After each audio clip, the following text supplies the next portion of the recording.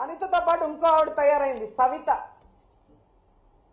మొదటిసారి ఎమ్మెల్యే అవగానే, మంత్రి అవగానే కొత్త పిచ్చోడు పొద్దురగడు అంటారు చూసావా, ఆ విధంగా ఉంది సవిత ప్రవర్తన. తనకు ఓట్లేసి గెలిపించిన ప్రజలకి ఈరోజు మెడికల్ కాలేజీని పూర్తి చేయాల్సిన బాధ్యత ఆ మంత్రికి లేదా జిల్లాలో? ఈరోజు చంద్రబాబు నాయుడు మీద ఒత్తిడి తీసుకొచ్చి ఆ కాలేజీని పూర్తి చేయడం ఆమెకి చేత కాదు.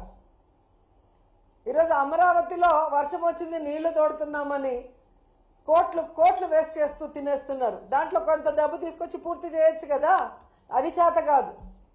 ఈరోజు మీ వెనకబడిన ప్రాంతం అనంతపురంలో పేద ప్రజలకి ఒక నాణ్యమైన వైద్యాన్ని అందించే విధంగా చంద్రబాబు నాయుడు కూడా చేయని ఆలోచన జగన్మోహన్ రెడ్డి గారు చేసి అక్కడ కాలేజీని నిర్మాణం స్టార్ట్ చేస్తే అది పూర్తి చేసుకోకుండా దాన్ని అమ్మకానికి కేబినెట్ లో పెడితే ఎలా సిగ్గు లేకుండా దానికి మద్దతు తెలిపావని సవితను అడుగుతున్నా నేను.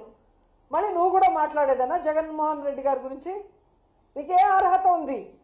నీ కోట్లేసిన ప్రజలకి వెన్నుపోటు పొడిచి చంద్రబాబు నాయుడు చెప్పేదానికి గంగిరెద్దులాగా తల ఊపుతూ జగన్మోహన్ రెడ్డి గారిని మాట్లాడే అర్హత మీకుందా అని అడుగుతున్నా.